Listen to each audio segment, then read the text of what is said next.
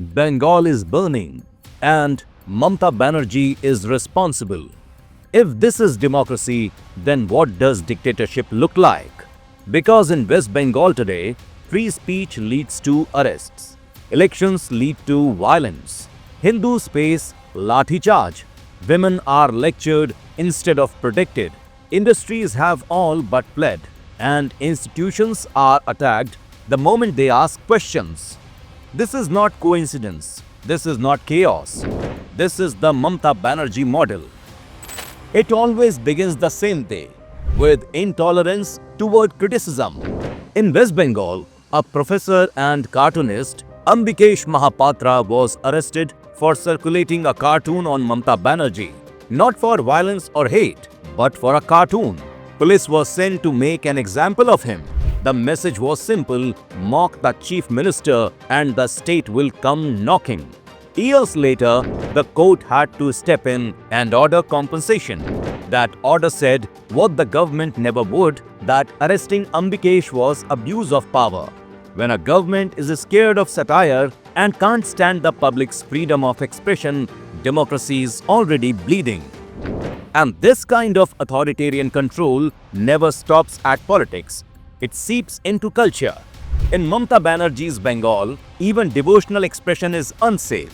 A renowned singer was heckled and physically harassed on stage simply for singing a devotional song. She was told to sing something secular instead. Let that sink in. A performer attacked for expressing faith in the name of tolerance. That's not secularism, but selective suppression. A state where Hindu expression needs approval is not progressive. In fact, this is deeply insecure. And when this insecurity sits in power long enough, it turns violent. Look at Murshidabad. Protests over the Waqf law turned violent. Homes were vandalized, shops were looted, people were killed. A father and son were hacked to death. These are not allegations, these are convictions. And yet, the urgency from the state was missing. When Hindus are attacked, the administration hesitates. When Hindus protest, the police arrive with lathis. This is political bias enforced through the ones sitting in power. And this culture of intimidation does not stop at protests. It explodes during elections. The 2023 West Bengal's Panchayat elections were not elections, they were battlefields. Violence erupted across districts. Booths were captured, opposition candidates were threatened, attacked, and driven out. Among the dead were BJP workers who were targeted simply for daring to contest and campaign. When elections require central forces to prevent murder, the problem is not the opposition. The problem is the government. And when political killings are normalized, the next victims are always ordinary citizens. And nowhere does this moral collapse of a government become more visible than in how women are treated in that state. From Park Street to Hans Khali, from Kasba Law College to Durgapur, the pattern never changes. Crime happens, public outrage follows, and then the chief minister speaks not with empathy but with suspicion.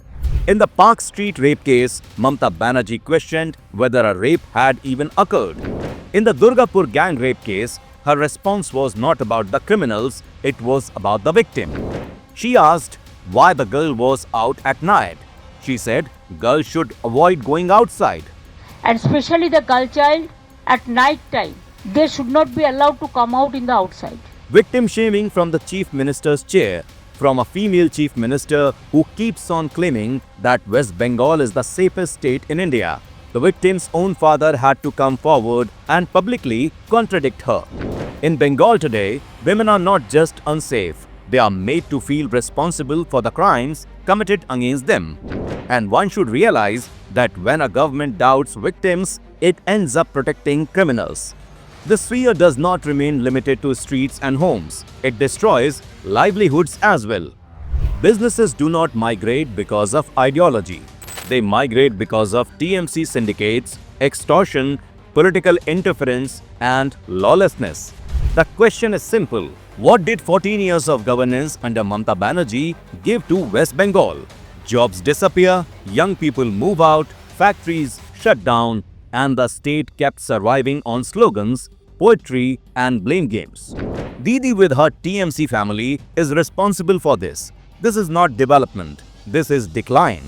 Along with cultural and safety decline, West Bengal's economy is also declining more than ever before. But that's not all. There is another point where Mamata Banerjee truly lost control.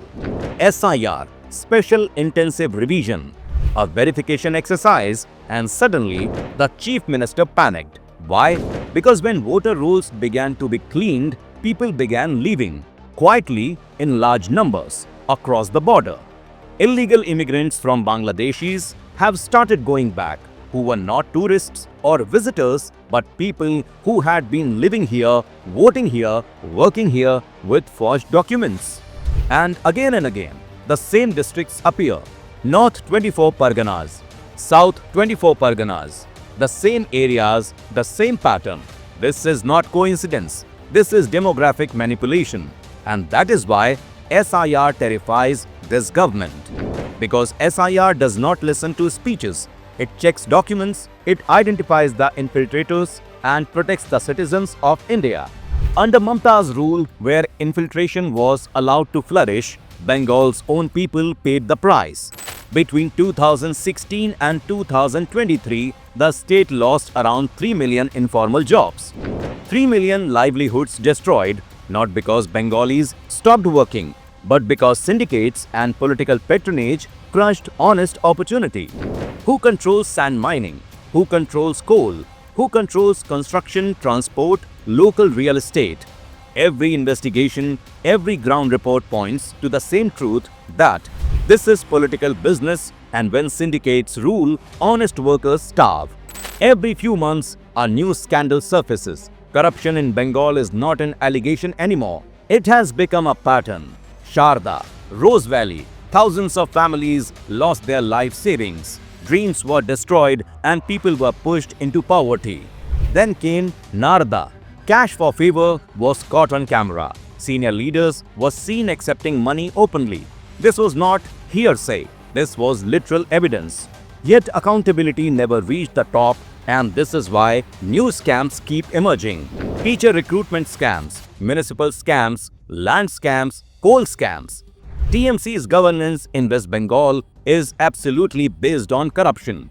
Suppress speech, control culture, intimidate Hindus, blame women, drive out industry, protect infiltrators, peer verification, and attack institutions. This is not governance, this is control. SIR is not anti-poor, it is anti-fraud. It is not a threat to Bengalis. In fact, it is to protect them. For the first time, the system is being audited in West Bengal. And that is why Mamata Banerjee is afraid, because audits terrify those who have something to hide. West Bengal is burning, but this time, the truth is not backing down.